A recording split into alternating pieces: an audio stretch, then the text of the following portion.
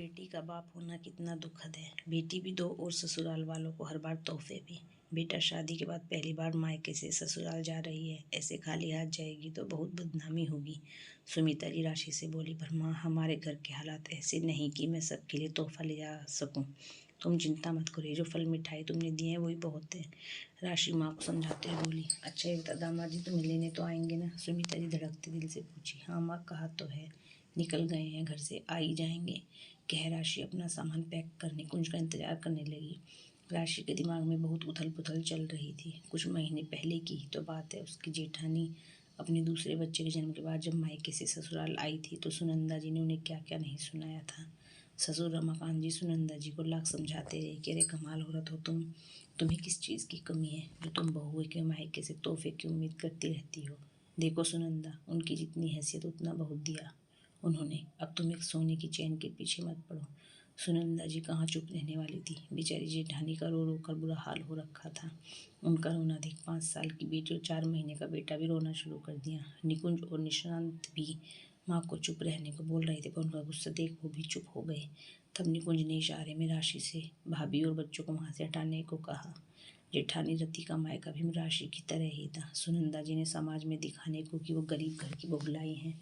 वो ली तो आई, पर मन से स्वीकार कर नहीं पा रही थी। स्वाभाविक तौर पर दोनों ही परिवारों में जमीन आसमान का अंतर होगा, ये जानते हुए उनकी उम्मीद से रमाकांत बाबू बहुत नाराज होते और सुनंदा जी का एक ही दाम होता, वो सब कुछ छोड़ देती, न खाती न बोलती।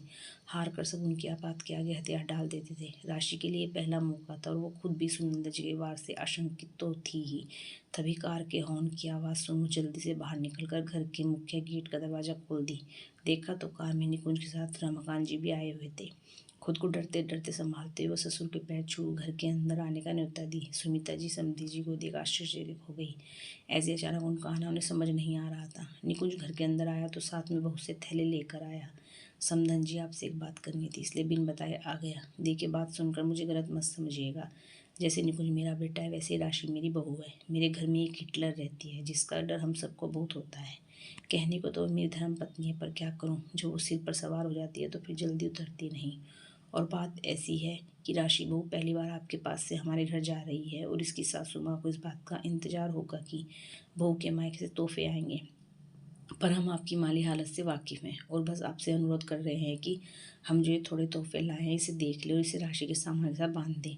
हमने आपके हिसाब से ये सब लिया है, बस इसे स्वीकार कर ले। रमाकांत जी ने कहा, पर ये सब हम कैसे ले सकते हैं समधी जी, आपने हमारे लिए सोचा यही बहुत है, हम इसे स्वीकार नहीं कर सकते। सुमिता जी ने हाथ जोड़ते हुए कहा। रमाकांत जी कुछ कहते इससे पहले निकुंज सुमिता जी से बोला, मम्मी जी आप ज़्यादा कुछ मत सोचिए, हम दोनों हैं ये सब सोचने के लिए। राशि भी घर के हालात से वाकिफ़ ही थी, उनकी बात मान।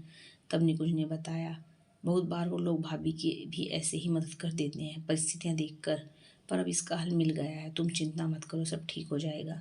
सुमिता जी रमाकांत जी को हाथ जोड़कर बस इतना ही बोल पाए, राशि के पिता नहीं है, पर आपके रूप में उसे एक समझदार पिता मिल गए।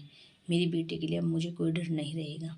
समधन जी, आप राशि की चिंता ना करें, सुनंदा की आदतों से हम भी परेशान हैं, बस एक बार मौका मिल जाए उसे समझाने की कोशिश करूँगा। जब ये उसका ही निर्णय था कि उनकी बहुएं उनके हिसाब से आए, हमने मान लिया और संजोग से दोनों बहुएं बहुत समझदार हैं।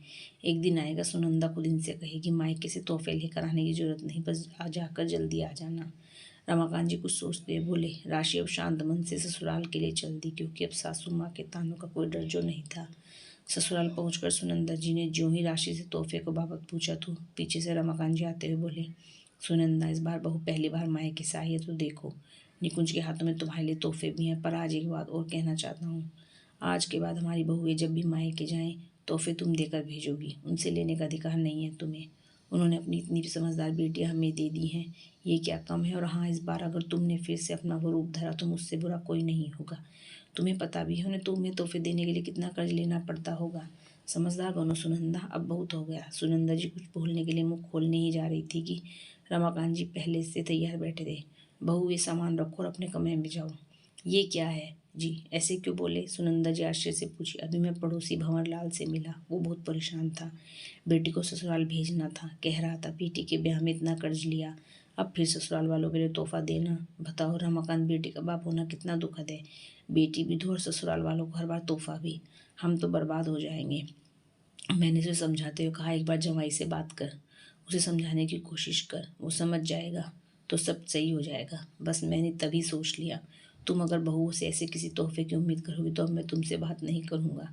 अरे भाग्यशाली समझो जो सब इतना मान देती हैं, कभी पलट कर कुछ नहीं कहती। इज्जत चाहती हो तो एक बार बेटी की माँ बनकर सोचने की कोशिश करो। रमाकांत जी समझाते हुए बोले। सुनंदा जी कुछ देर खामोश रहने के बाद बोली, मुझे माफ़ कर दीजिए जी, मैं भी ना जाने कौन सी सास बनने की कोशिश कर रही थी। अब से बहुओं को कभी नहीं कहूँगी तोहफे लाने, बस कहूँगी जल्दी जाकर जल्दी आ जाना। रमाकांत जी पत्नी को देखकर मुस्कुरा दिए, जानते थे उनके गुस्सा होने से पहले बात कह देने पर शायद वो समझ जाएं। दोस्तों, आज भी लड़की जितनी बार मायके जाती, सास को जरूर इंतजार रहता वो क्या तोहफा लेकर आ रही।